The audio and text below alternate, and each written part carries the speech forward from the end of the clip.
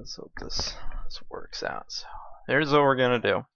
So everyone took the chapter 1 quiz, mid-chapter quiz, and you got it back. And now you need to fix things because you're not happy with your grade. So what you need to do, on a separate sheet of paper, you're going to copy down everything that I write. So anything I put here, you're going to put on your paper. So you don't have to copy the questions, just what I write down should be what you write down. And then you turn it in, and you get some extra points. Okay? Let's get started. So number 1, replace with the correct symbol here for less than, greater than, or equal to make it true.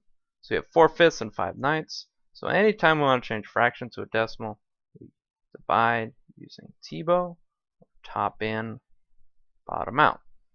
And then we just need to make both these decimals. So let's start with 4/5. So 4 goes on the inside, 5 goes on the outside. It's a proper fraction, so 5 can't go into 4. We're going to add a decimal and a decimal and a 0. 5 will go into 40 8 times, and then 8 times 5 is 40. Exactly. Okay, so we have 0.8. Then we have 5/9. We do it again. 5 on the inside, 9 on the outside. 9 can't go into 5, so decimal, decimal, 0. 9 goes into 55 times, so it'll be 45. And we could keep going, and then a couple things here. So first, you'd notice that we just had 9 into 50. So this is going to repeat. So we could put the repeating bar over here, but the question isn't what is the exact value. We're just looking to compare our two numbers here. So if we look at 0.8, 0.5, we have the same number of decimal places, and we can judge which one is bigger.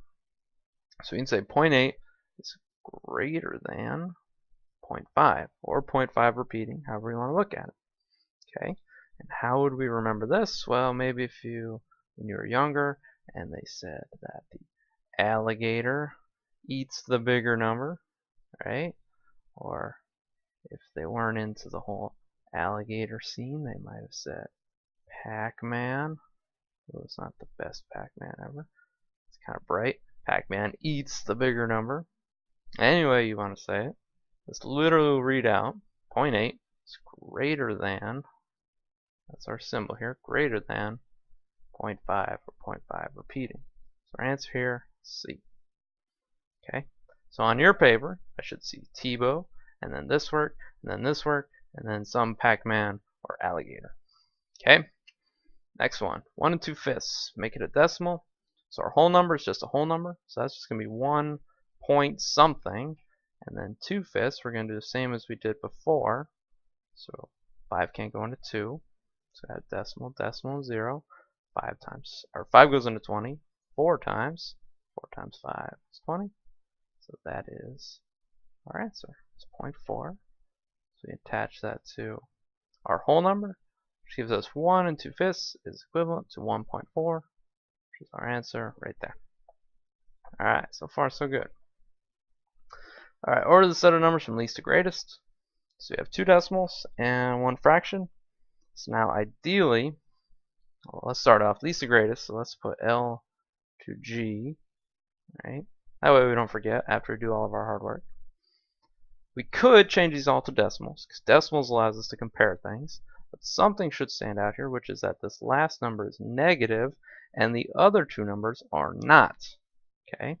So what that tells us is that this number here has to be the least. Because if you think about it, a negative anything will always be less than positive anything.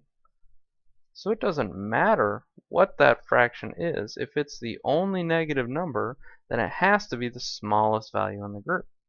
So that eliminates a couple answers here. So that just leaves which of these two is smaller. So we have 2 decimals and 2 decimals, so pretty easy to compare. We can say that 64 is less than 75, which gives us answer A. Okay, and if you really wanted to know, you could divide this out, and that would be negative 0.85. But that doesn't really add a whole lot to what we're trying to accomplish. Okay, all right. So number 4, write the fraction as a decimal. So we could use T-bow, say 2 on the inside, 25 on the outside, and we could go through all that. Or we could say 25, I know that if I multiply by something, I can get to 100. And if I have a fraction out of 100, I can just read that fraction as some amount of hundredths, and that'll be my answer. Okay, so let's take a look. So 25 times what is 100? That's times 4, right? And then I can do the same thing up top. So 2 times 4 is 8. And then 8 over 100 is literally just 8 100ths. Which is the same thing we would have gotten over here. Because 25 can't go into 2, can't go into 20, but 25 can go into 200 8 times. And you're like, well, how did you know that? Well, if you think of money, 25 cents is a quarter, 4 quarters makes $1. And then over here, 25 cents, 8 of those, 8 quarters is $2. So either way, you get the same exact answer, whichever further. Okay. Alright, number 5, lists from least to greatest. So one of these is just a decimal. Okay, so, or actually, I almost forgot again. Least to greatest, L to G. So we're going to make these all decimals. So first number, it's already a decimal, so 0.23 is just 0.23. Not too bad. Alright, 37%. So if we want to make a percent into a decimal, if you remember back from 6th grade, you take the original decimal point and you always just move it back 2 places. So 37% is the same as 0.37. Okay? And then 19 hundredths, if you just read that number, 19 hundredths is 0.19.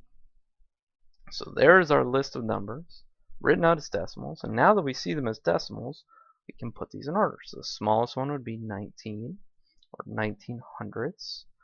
0.23 is the second smallest, and then 37 is the biggest there. So then we just find that order on here, and that is somewhere, here it is, B. There you go. Alright, number 6, the first one that's really challenging here, because we're comparing, but they're negative numbers. Okay, so let's make some decimals. So we have negative 1 5/8. So that's negative 1 point something. You need to figure out what that something is, so we're going to say top in, bottom out. We've done 8s before. We know that always comes out to 3 decimal places. So 8 goes into 50 6 times. 48. Subtract, you get 2. Keep going. 8 into 20, 2 times. 16, 4, and then 8 into 40, 5 times. So negative 1.625. Alright, so far so good. Then we come over here, negative 1 1/6. So again, negative 1 point something. Top in, bottom out. I'm not sure how this one's going to go, so we'll just put 1 decimal for now. 6 goes into 10 just once. 1 times 6 is 6. This will be 4. We can add and bring down. 6 goes into 40 6 times. And then we get 4 again. So we could say this is repeating, but again, just like before, that doesn't actually help us, right? But if we look, we have 3 decimal places over on this number, so let's go ahead and have 3 decimal places for this number. So since it's repeating, we know this very next number has to be a 6, and then we don't actually care past that. So we have negative 1.166. Alright? So now we need to know which one's bigger. And the problem here is that they're negative, so everyone gets all confused. So what I would do, if I was you, is make myself a little number line, put a couple numbers on it. I only care about the negative, so I'm going to start at 0. Then I'm going to go negative 1, negative 2, negative 3. Okay? And we know that the least number is always the one furthest to the left, the greatest number is the one furthest to the right. So what do we see happens when we look at our negatives? We see that as it goes further to the left, as it gets smaller, the numbers themselves are actually getting bigger. So the bigger the negative, the smaller the number. And if that sounds all backwards, it's because it's negative. It's inherently backwards, right? So if we compare 1.6 and 1.1, because really that's all we need, so that's where they become different. So I'd say that 1.6 is bigger, therefore negative 1.6 has to be less than. Because 1.6 would be right here, 1.1 would be over here. So 1.6, negative 1.6, less. Okay. Alright, number 7. Alright, these ones get a little bit easier, so that's good. So 13 times 13, that's just math. We can do math. 13 times 13. Doesn't matter what the signs are. Multiplication doesn't change. 3 times 3 is 9. 3 times 1 is 3. Bring down the 0. 13 times 1 is 13. That is 169. So the only thing we have to remember is our rules about multiplying with integers. And so we have a negative times a negative, which will always be, through the mysteries and wonderfulness of math, a positive value. So negative 13 times negative 13 is going to be positive 169. Okay. All right, number 8. Similar, slightly different. This one has a decimal. So again, going back to last year. So we know still the same multiplication, 36 times. And now something people forget, when you multiply with decimals, unlike adding and subtracting, you don't actually have to line up the decimal point. You can, if you really wanted to. You could put 36.0 and then 0.5 there. And you would get the same thing. You would just get an extra decimal place, so you'd have to move it over one more time. All the numbers are going to be the same though. 6 times 5 is 30. And then 5 times 3 is 15, plus 3 more is 18. One decimal place here gives us 18.0. Okay, but now this one is a positive times a negative, and if we multiply or divide with different signs, the answer will always come out to be negative. Okay, so there's your answer. Keep in mind, you should be writing stuff down. So if you miss these, be writing these down, not just the answers. The answers aren't going to help you at this point. It's the work, the understanding. Alright, number 9, adding. So different rules for multiplying and dividing. So we look at the signs for adding. We have one negative, one positive. So if the signs are different, we're actually going to subtract the two values. So 28 minus 13. 8 minus 3 is 5. 2 minus 1 is 1. So we have 15. And we keep the sign of the higher number. So since 28 is higher than 13, we're going to keep this sign, which is positive. Alright. Alright, the next two got skipped over. So number 10 was, on my paper here, I wrote this down. 10 was C. And 11 was B. Because those were about multiplying and dividing, and we hadn't gone over those yet. So we figured instead of changing the whole thing, we'd just give you a couple free points. There you go. Alright, 12, multiplication. So 12 times 10 is 120. That's the easy part. A negative and a positive, which we said a few pages earlier here. Different signs will always come out to be negative. So this is going to be negative 120. Alright. So we got adding and subtracting fractions. So first thing we got to do, we need a like denominator, which we have. 9 and 9. Perfect. Okay, second step, we're going to add our two denominators. So 7 plus 2, well, that's just 9. We add our denominators. 9 plus 9 is going to be 9, because you don't actually add the denominators. If it's 9, it's going to stay 9. Remember we talked about pizza. Can't change the size of the pieces. Alright, so 9 over 9, we can simplify that. Anything over itself will always be 1. If you don't believe me, we can divide this. 9 divided by 9. 9 goes into 9 one time. There you go. 1. Alright, 14, division. Alright, so 56 divided by negative 8, that's a fact. Can't actually work this one out. 56 divided by 8 is equal to 7, right? 7. And then, same as before, this keeps coming up.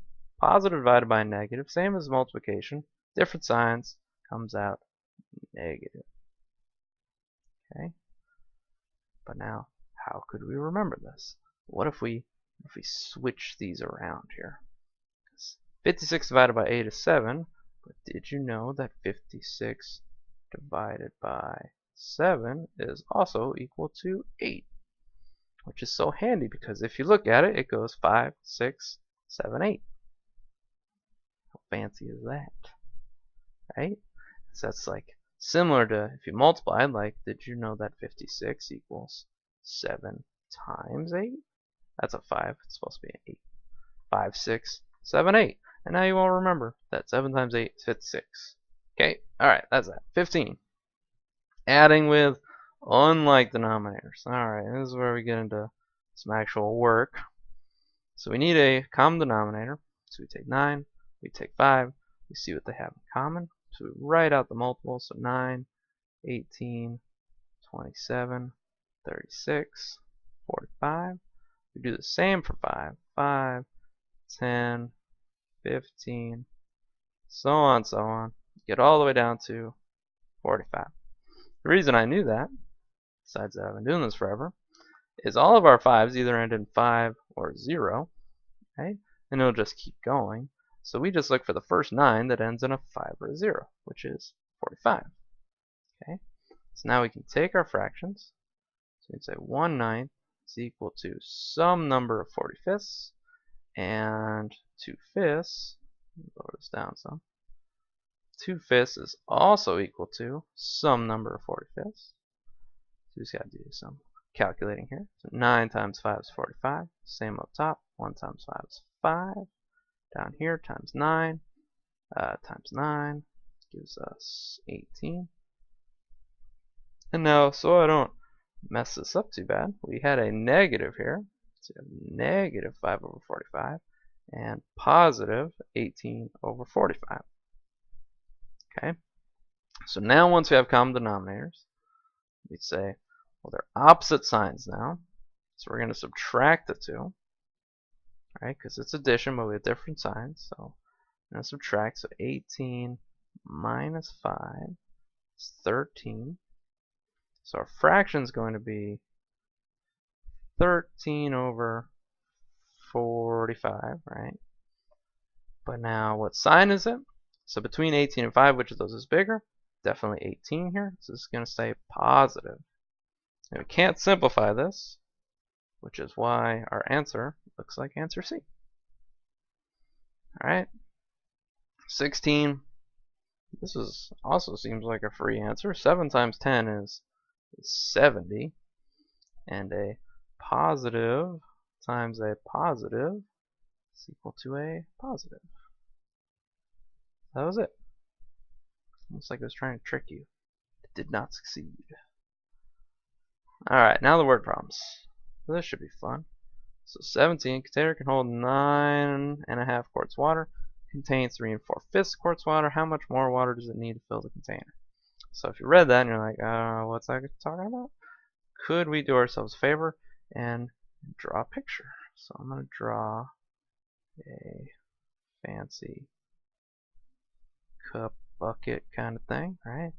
And it can hold a total of 9.5 quarts. But so far we only have 3 4/5. So the question's asking, what else has to be in there? Okay, so we could say this is 3 4/5 plus a number equals this total 9.5. But since we don't know that number, that doesn't work out so well. So we work backwards and say, what does 9.5 take away 3 4/5? So that answer will give us our remaining part. So what we did is we got rid of the words and we turned this back into just math. So 9.5 minus 3 4/5. Okay.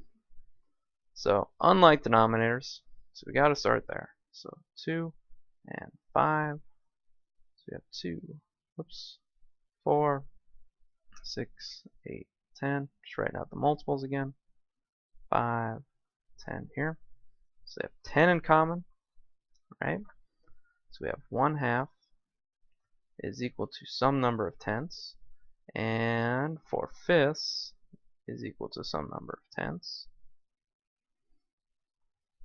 So we change this up a little bit. So 2 times 5 is 10. So 1 times 5 is 5.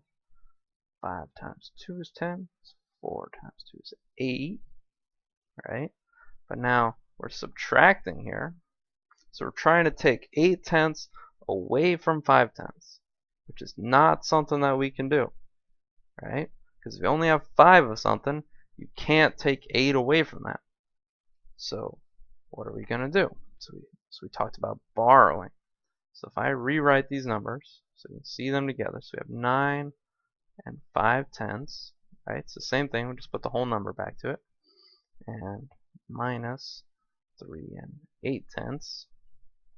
So what we do, if we need to regroup or borrow, is we take 1 away from here, so 9 will become 8, and then we add however many is in the denominator to our numerator, right? Like we're saying, if all these are split into tenths, I don't know why I made a circle. I want to make a square or a rectangle. So that's easier for me to split into tenths. Okay, here's our thing. And it goes 2, 4, 6, 8, 10. That's perfect. Don't judge my drawing. I'm trying to go quick here. That's not tenths, so that's fifths. We need one more line. Okay. Tenths. Perfect. Okay, so every whole thing, right, has 10 little parts to it. So 10 out of 10 makes one whole. So when we take one whole away, we get to add 10 little pieces, plus the 5 little pieces we already had. So we're going to end up with 15 here. Okay, now that's not the best explanation, but that's what happened. Okay, you stop and think about it. Hopefully we'll see that. Okay, now we can take 8 away from 15. Right, so 15 minus 8, that's 7. Right, denominator never changes. That's going to stay 10. And now we can subtract 8 minus 3. That's 5. So we have 5 and 7 tenths, which is our answer. I'd say not too bad, but that's probably the most difficult one on this whole thing. And by difficult, I mean time consuming. Okay, number 8. Brittany bought pineapple. Okay, and banana. How much more did the pineapple weigh than the banana? Alright, Brittany, kind of a weird kid, measuring or weighing her fruit to the 1/7 of an ounce. So what are we doing? How much more does it weigh? How much more? So that implies we're subtracting. So easier to figure out than the last one. So 12 and 2/7 take away 5 and 3/4. So again, same setup. We got to start. We need a common denominator. And now something else we can do that works when you're feeling a little bit lazy. You don't want to write out all the multiples. So you can say, what is 7 times 4? 7 times 4 is 28, which happens to be a multiple of 7, and it also happens to be a multiple of 4. So what you can always do, doesn't always work out to be the least common denominator, but you can always take your two denominators and just multiply them together, and they will always have that factor in common because you're multiplying them together. That's what factors are. Okay, that's something you could do if you don't feel like making these lists all the time. So rewrite our fractions. So we have 2/7 equals something over 28, and 3/4 equals something else also over 28. We figure out what those something else's are. So times 4. The other bonus is that when you do this next step, the number you multiply will always just be the opposite denominator, like 7 times 4, 4 times 7, which is a little bit helpful. It's very little thinking involved. Alright, so now we're subtracting again. We're trying to take a bigger number away from a smaller number. We just said we can't do that. So we got to do the same thing we did last time. So I'm going to write down 12 and 8/28 minus 5 and 12/28. So same deal as before. We're going to take 1 away from here, and we're going to add. This time we're not adding 10. That's not our denominator anymore. This time we're going to add 28. I can make a box with 28 squares in it, but let's not do that. We're going to add 28 to our original 8. So this is going to go away. 28 plus 8 gives us a grand total of 36 28s. Right? Hope that's right. We're going to find out here in a second. Okay, so now we can. What happened?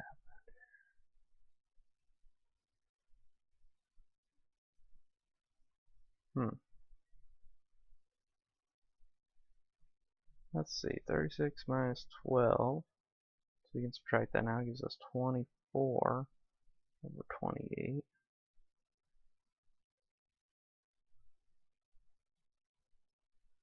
And then 11 minus 5 is 6. So why is that? Oh my goodness. Okay. Okay, my bad. We need to go back here. So hopefully someone recognizes this. This is why I've been pausing, because I knew I made a mistake here. Because I was not paying attention. My bad. My bad. I make mistakes too. As we said times 7 on the bottom, and then I put times 4 up here. This should be times 7. So this isn't 12. This is 21. Whoops. Ha ha ha. So now 36 minus 21 is 15. And that's the answer I actually wanted. 15 over 28. And 11 minus 5 is 6. So that was interesting. That's what happens. So I worked it out, right? Worked it out before incorrectly. And I saw that my answer I got was not one of my 4 answers. Instead of assuming that the question was wrong, I assumed that I must have done something wrong. So I went back, I checked over my work, which I have written down because I'm a good student, and I saw my mistake, fixed my mistake, and then I got the right answer, which I totally did on purpose as a learning experience. Yes, that's what it was. Alright, 2 more. No more mistakes. Almost promise. Alright, Rachel walked 1 4/5 miles from the swimming pool to ice cream, and then 1 3/4 from ice cream back to home. Sounds like a good day. Alright, how far in all? So in all means we're adding these together. So we have 1 4/5 plus 1 3/4. So we're just adding 2 positives, not too bad. So we find a common denominator. So we talked about 5 times 4 is 20. Let's see if that works. 5, 10, 15, 20. That's our multiples of 5. And then 4, 8, 12, 16, 20. Hey, there it is. So we can say 4/5 equals something out of 20. And 3/4 also equals something out of 20. I'm going to be extra careful because I know I made a mistake here before and I don't want to make it again. So 5 times 4, so times 4 up top. 4 times 5 down here, so 4 times 5 there. 3 times 5 is 15. This all looks good. So now we can add our fractions here. So 16 plus 15 is 31 over 20. We can add our whole numbers, which we didn't forget about. We just didn't need them. 1 plus 1 is 2. So 2 and 31/20ths, that's not an answer because this is an improper fraction. So what we can do is we unborrow, right? So we have too many 20ths, so we need to move one over to the next spot, or place value over. So we can say that if there's 20 in one whole, then we can take 20 away from here.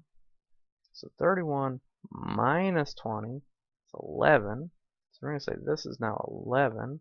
And then we're going to add one extra whole number here. Whoops. Not make it 1. We're going to add 1. So this will become 3. So now we have 3 and 11/20ths. And that is our answer. Okay. Last one. Almost there. So of the pizza sold yesterday, 7 10/13 were veggie, 7 4/13 for pepperoni. So if you stop and contemplate this question, this makes no sense. 2 reasons. One, they're selling more veggie pizza than pepperoni, which I don't believe is true anywhere. Also, why would she be cutting pizzas into 13 slices? That's so difficult. So I don't think this is realistic. I think they just wanted us to do math with fractions. But we'll go along with it. So what fraction was veggie and pepperoni? So we want to combine these two. So it's just saying, what is this number plus this other number? And this one's nice and easy because they're both 13ths, right? So we're just going to add 10 13ths plus 4 13ths. And that gives us 14, right? 10 plus 4 over 13. We can add our whole number. 7 and 7 makes 14. Again, that's not an answer on here because this is improper. So just like last time, we say if the whole denominator, each pizza has 13 slices, and we have 14 slices, we can take away one full pizza here. So 14 minus 13 gives us 1 left over. And then we can add 1 full pizza over here. So 14 and 14/13 becomes 15 and 1/13, which is our answer. Alright, so hopefully you got all this down. Hopefully you learned something. So then hopefully you get some extra points. Alright, that's it.